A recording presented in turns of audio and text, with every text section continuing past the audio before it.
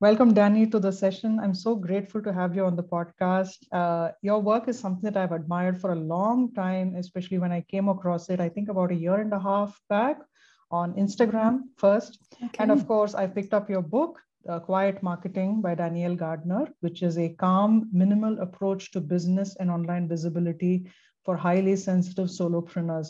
I really loved the book. I must tell you that. In fact, I remember reaching out to you after reading the book and setting up this session. So I was so delighted when you got back and said, you know what, let's just get together and discuss the topic for today's podcast. So welcome.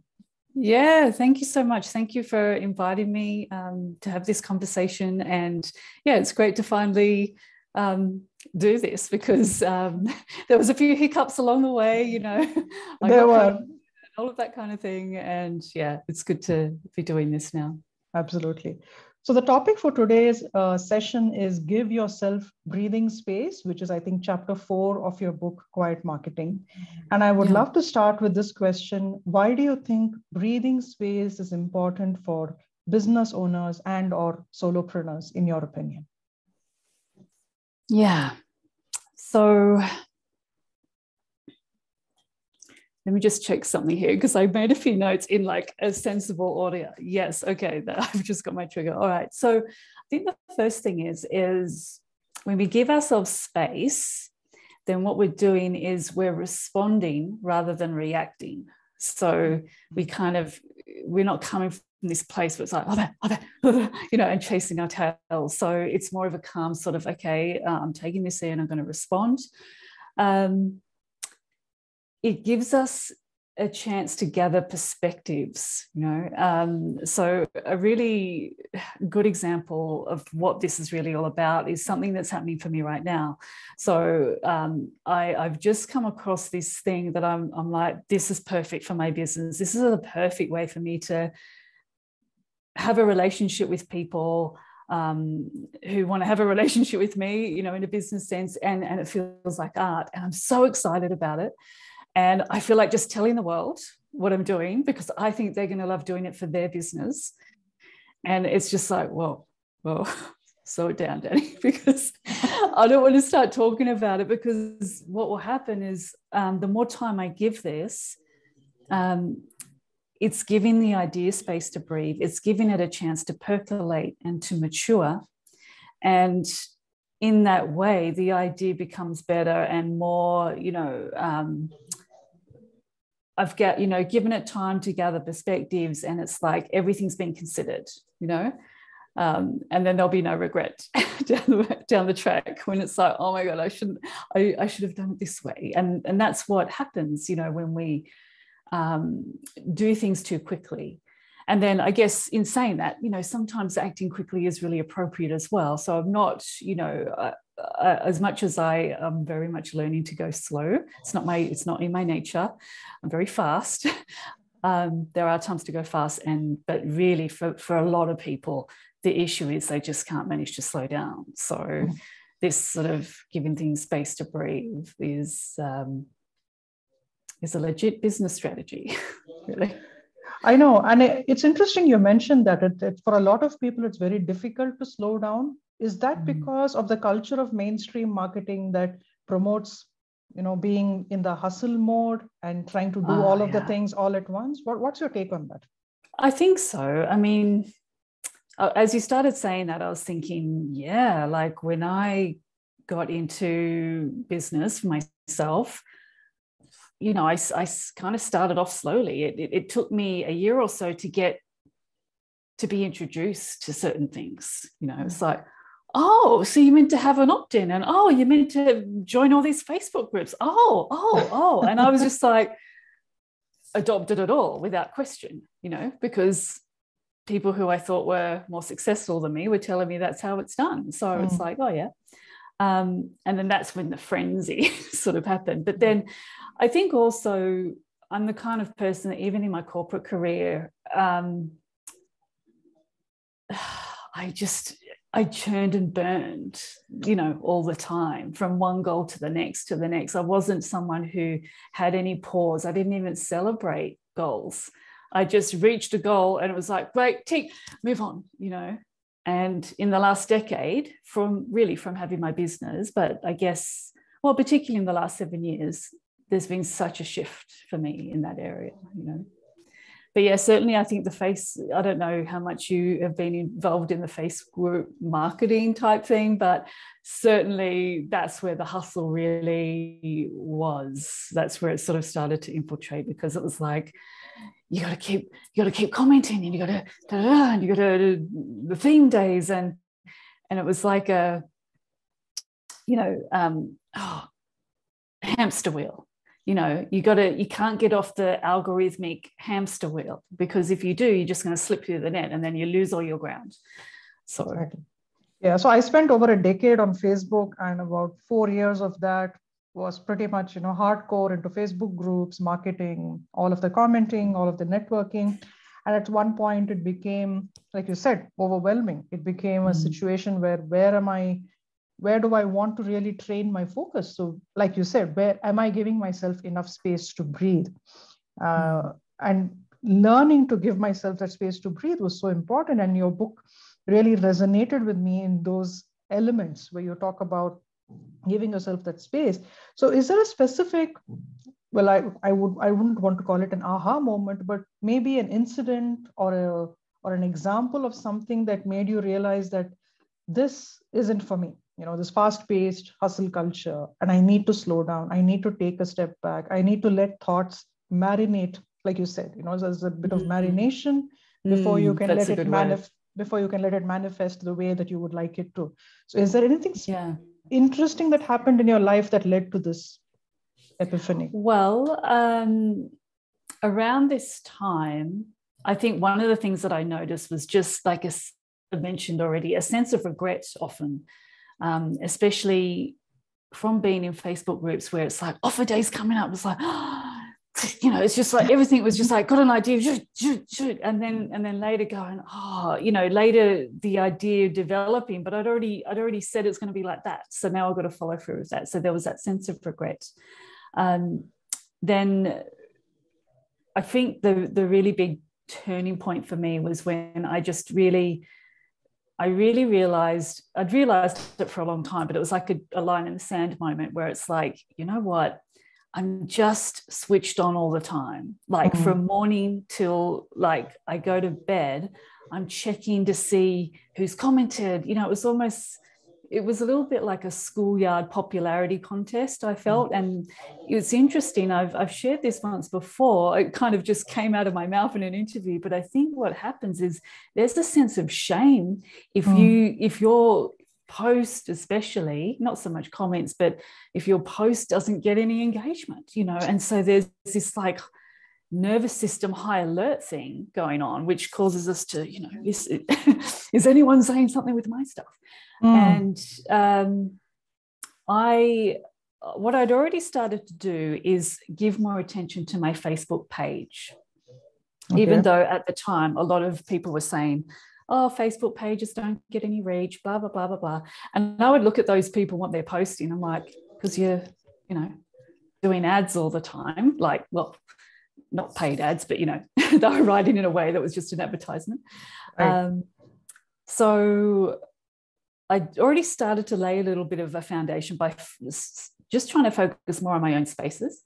And then I remember I came to this conclusion. I must have been doing some sort of journaling or something. And I'm like, honestly, I need to have a break from this Facebook group thing. But I was pretty terrified. You know, I was like, how could I? Because if I do that, my business is going to shrivel up for sure. Like so I have a mentor that I've been working with, I think it's about 7 years now. And wow. I booked a session with her especially to say, look, I don't want to be engaging in this. And I need some accountability. I want to tell you about it. And I'm going to not do this for 30 days, you know? And that pretty much changed everything. You know, it changed the energy. What happened in that time is I didn't post. I didn't do anything. Only if I happened to see, and I wasn't going into the groups, but if I just in my news feed in general, I would see stuff from my clients. So if I saw something from them, I would go and comment just to support them. And that actually felt really nice, you know. But it was after that I really just stepped back, and I'm like, I still got clients. I didn't have like a really bad month or anything. And the feeling within me, even after a couple of days, that was the thing. It's like I can't go back to that. That tension, that ongoing tension. So it's almost like it was a physical and a visceral reaction to letting go of the what was stressing you out. Yeah, and I have to say, pretty much every change that I've made in my business that is significantly different to other people, or that's just made a big difference, it's all been about this body, you know, because what happens, it's like I've got a highly sensitive body, but my mind is very driven, you know, so it's sort of like, and I kind of don't like the word. That's based on your human design chart, isn't it? That you are yeah, I guess I'm not specifically referring to that, but there probably would be some points there in terms of a generator or something, but yeah, so I've come to really listen to those messages, that wisdom of the body. And it's like, there's a chapter in the book called Look for Wisdom in Irritation. And, you know, it's all about that. There's real gold there to be had so yeah, a lot of my changes, they're not just here. They're not just, I might be, no, it's like, I have to, you know. Yeah, so it's from the gut, you know. It's literally connected to your breathing. So that's what I loved about this chapter. You mentioned that, you know, for instance, when you were experiencing that thing with the Facebook groups and you were going in and only commenting when you saw something from a client, and there was a way to be supportive, that kind of felt like a bit of regulation. So just like when you observe your breathing and you regulate your breathing, instead of just doing it mindlessly. So there's a sense of intentionality which comes into not just your business, but in the way you live your life, you live by your principles. And you have, like you said, you didn't do anything negative to your business, right? You didn't lose clients, you didn't lose business. It actually did the opposite. So you actually saw it thrive and flourish. So tell me a little bit about your business model based on this breathing space concept. Yeah, so it's evolved over time, and I imagine it will continue to evolve.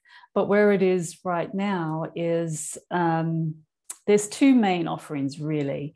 There's the tiny courses, and in most cases, there's some live element to that, even if it's just occasional, you know. And then I have my mentorship vessels, I'm calling them now. So and even that's been an evolution, because when I first had a mentorship / other people would call it a mastermind or something, I had a 12-month one with 25 people, and I was like, oh yes, I mean, I've made it, like, this is great. And it was a nightmare. Like, yes. But do you know what? It took me 2 years to really admit that to myself. Because the way it was set up, there were certain things that were causing tension for me, like me committing to working with that one group of people for 12 months. I changed so much, and I like to change the way I do things if something significant comes forward. And when you go, this is a 12-month program, and you're asking people to sign up in November or December, by the time it gets to it starting in like January or February, I've changed so much. It's like, exactly, oh my God, like, I don't want to do this, but everyone's paid, so I need to, I know. There was this piece that you wrote about, those book-ended memberships, and I loved that article on your website. That kind of inspired my own community, which I launched earlier this year, and I did the first cohort between January and March. It was fantastic, and it worked so well for me. And I was thinking it back then. I said, this is exactly what Danny meant. It was, I can't do the 12-month thing. I just can't. It's stressful. It's overwhelming. I have a family. I have a young child. I'll have to work everything around her. The family schedule. So it's not going to work. But if I bookend it, 8 to 12 weeks, it's it's something beautiful, because there's a starting point, there's an ending point. There's also space to, think and reflect on ideas in between. So it's not back to back. So I give a week off in between for people to reflect and come back with ideas. And and when I think back to 4 years ago, when I started my business and where I am today, there's so much that has evolved, as you say. There is a sense of growth. There's a sense of heightened awareness. And I think all that comes from giving ourselves that space to stop, pause, reflect, and introspect on how this can improve both our own business and that of our clients. So I think that's a wonderful thing that you did. I'm really so passionate about that, talking about that membership model thing, because I should talk about it more, because it is perfect for certain people, like it really is. But what happens is it's hailed as the top of the whatever, like the holy grail. Right. It's like, and even I got behind that idea. I mean, when you have a 12-month group, at least it's kind of bookended to a certain extent. It's for 12 months. With a membership, it's not even bookended. It just goes on and on and on. Exactly. And there's this feeling that you got to keep showing up and up, even when you're on holidays, all of that. And the thing is that in everyone, with people like us in our quest to be successful, to make a difference, we're just going, I'll do that. That's how you do it. Okay. And we don't even think to question it. I didn't for so long. So I got a really good response to that blog. It was like, people were like, oh my God, thank you for like articulating what, like, they're just like, that could have really, that's really saved me, maybe years of overwhelm. Mistakes, everything. I know. So speaking of overwhelm, and given that so many of us, especially thanks to the last 2 years of the pandemic and most businesses going online, there's so much information coming at us, both as general consumers and of course as business owners. And it's a very fast-paced digital environment. So what is your advice for business owners who are just getting into the fray? What would you tell them when it comes to giving themselves that space? How necessary is it? How can they incorporate that space into their overall long-term plan, like a 1-month plan, a 3-year plan, a 1-year plan? What is it that you recommend? Yeah. So I think, first of all, they've just got to question everything. You've got to bring that online, because this is not something that's taught. It's like, this is how you do it. Like, there's no room for how does this feel in your body, and that's one thing that people love when they're working with me. Like, I always want to know that, and I can hear it in their voice, even when they're entertaining something. Not that I've even told them, but they're entertaining it, and I'm like, tell me more about that.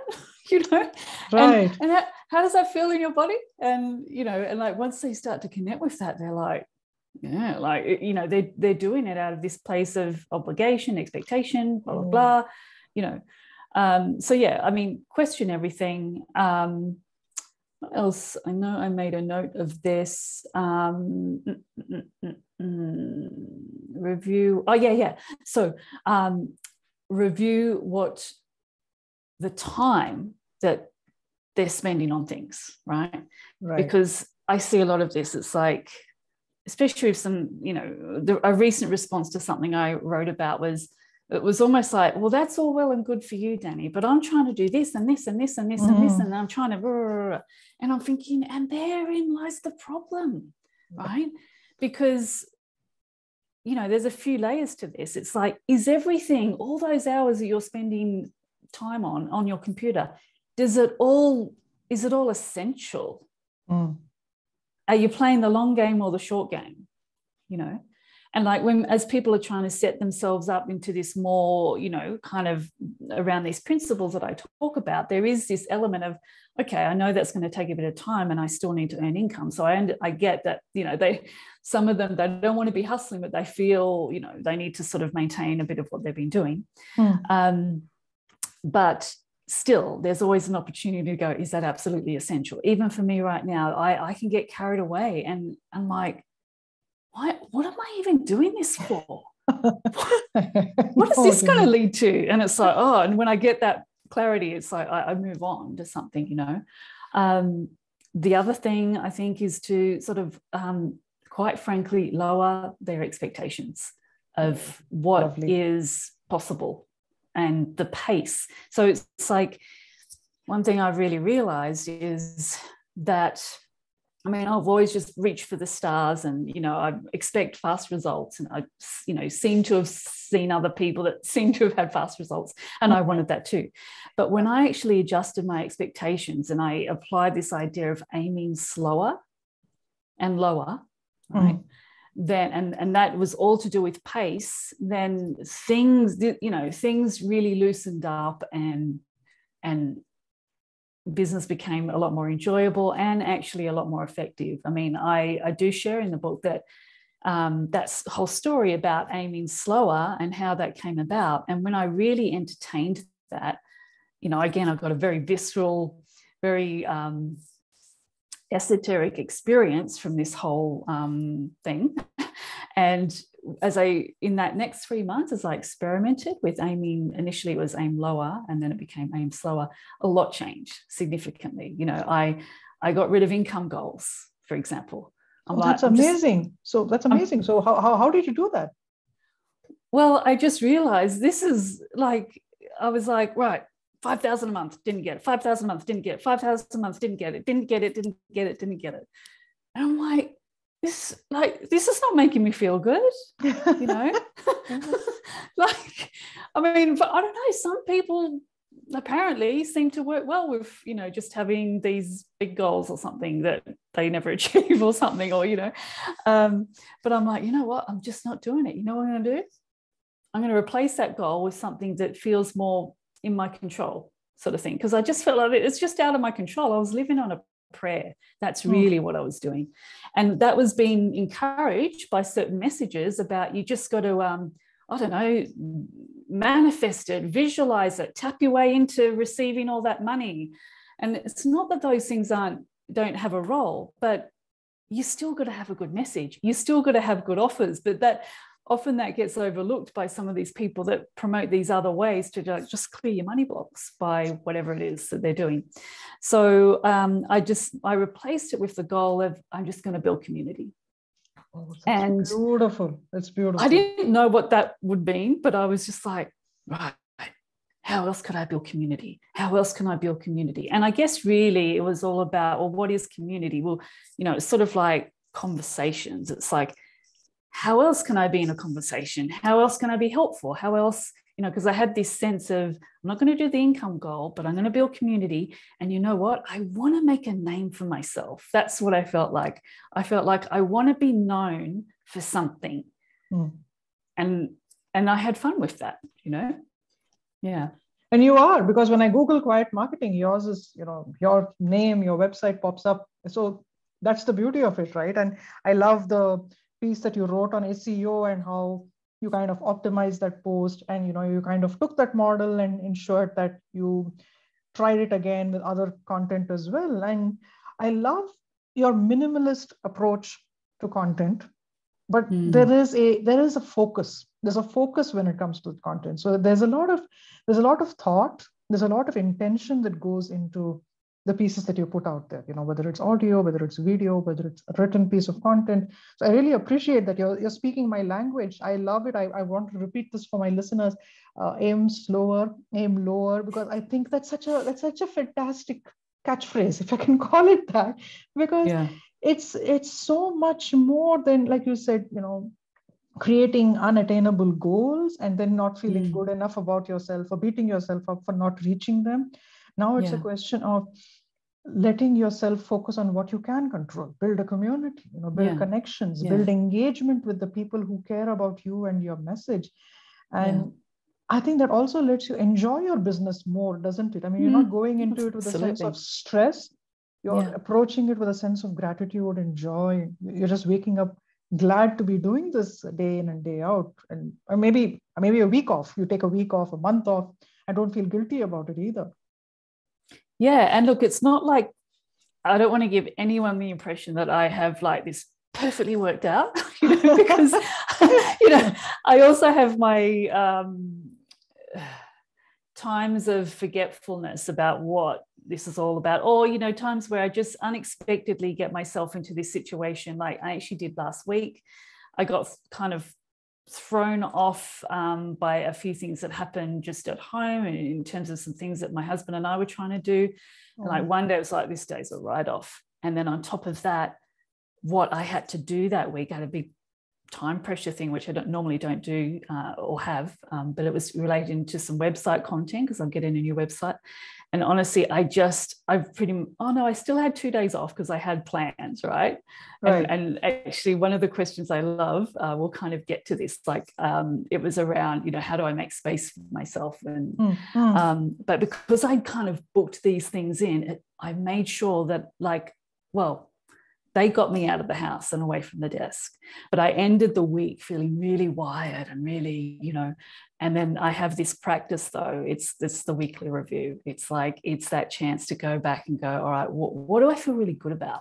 You know, this, all right, what, you know, what am I reconsidering? Like, there's just a couple of questions that really ground me back. And then, you know, for example, one of the things that resulted from that review is, you know what, this week I just need to decompress. You know, right, exactly, because it was overwhelming the week before, and you said, you know, well, let me take some time to recoup and come back refreshed for the week after.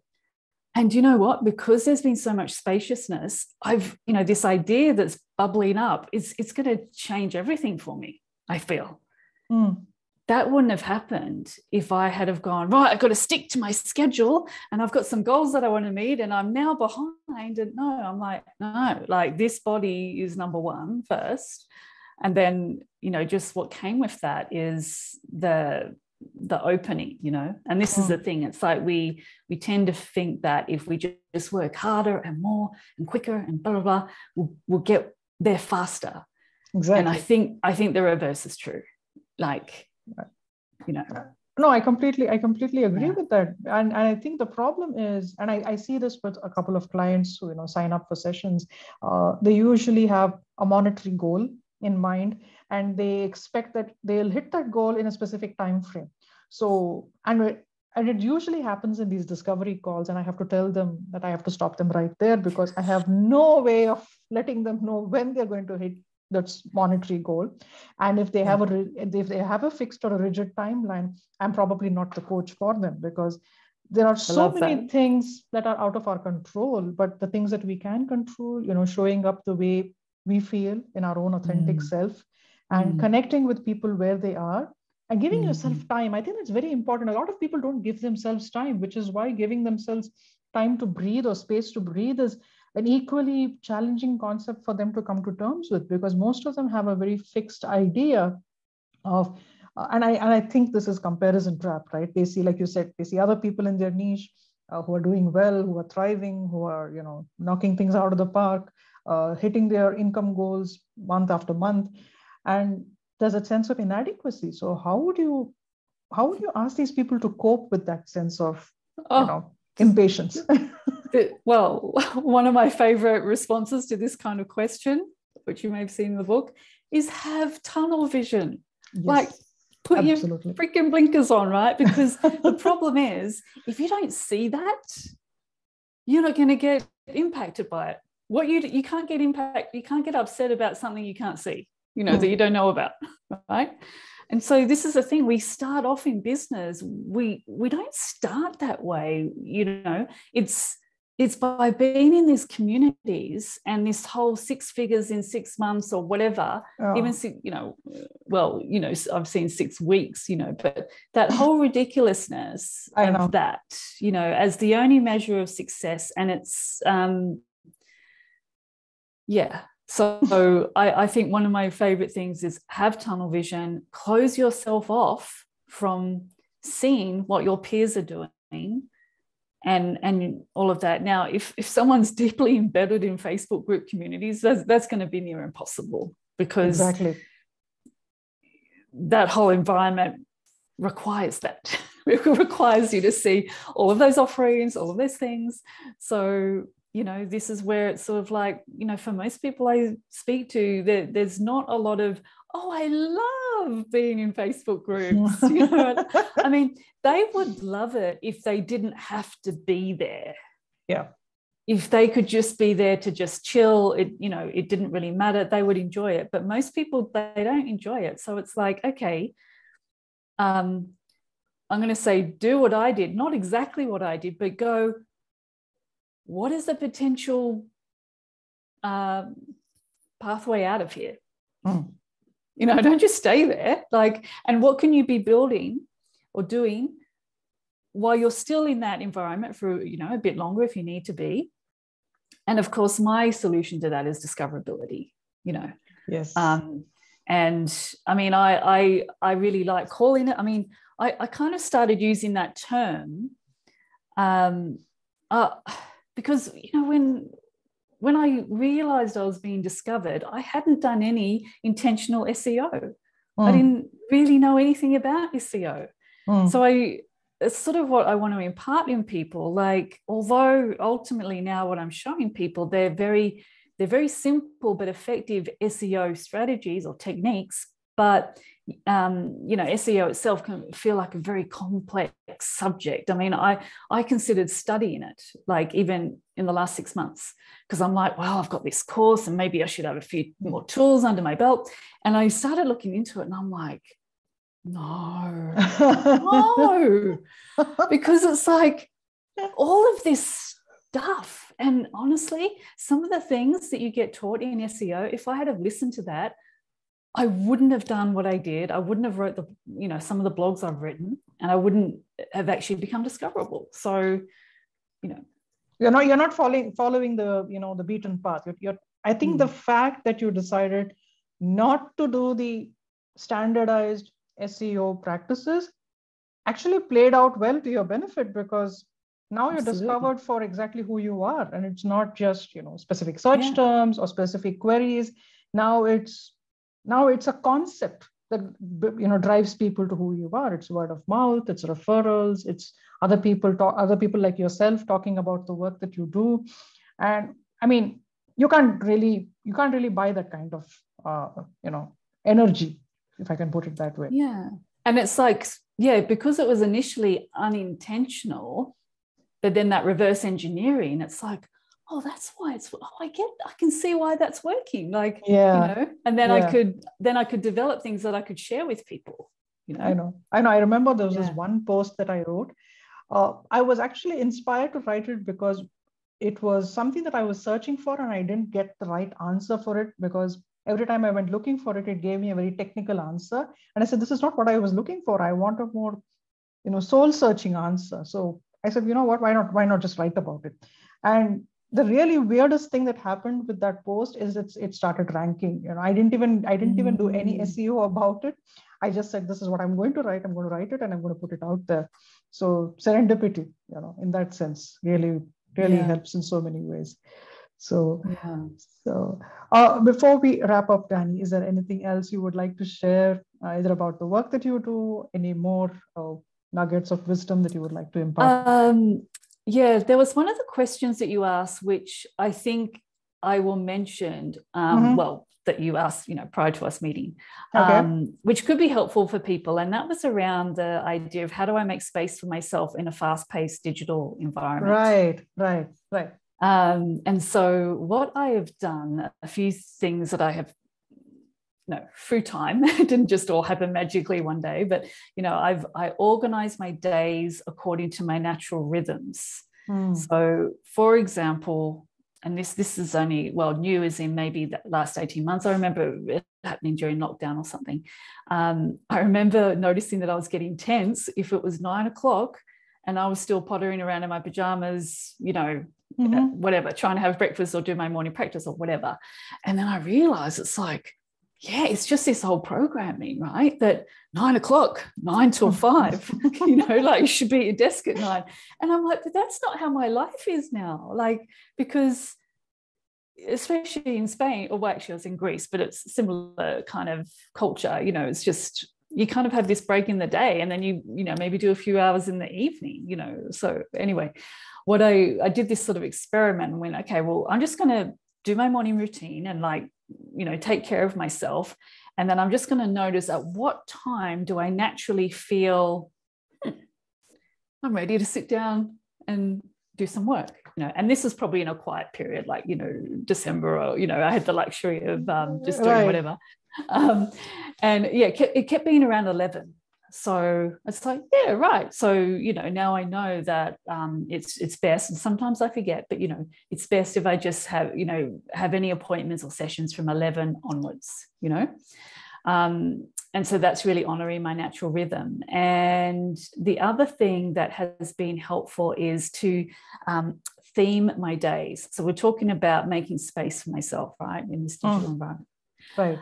So Mondays, I just call them a quiet desk day. So I'm kind of doing admin things. There's never any appointments. Like, I never make myself available for anything on a Monday. So I just potter along. There's, a list of regular things that I take care of on a Monday.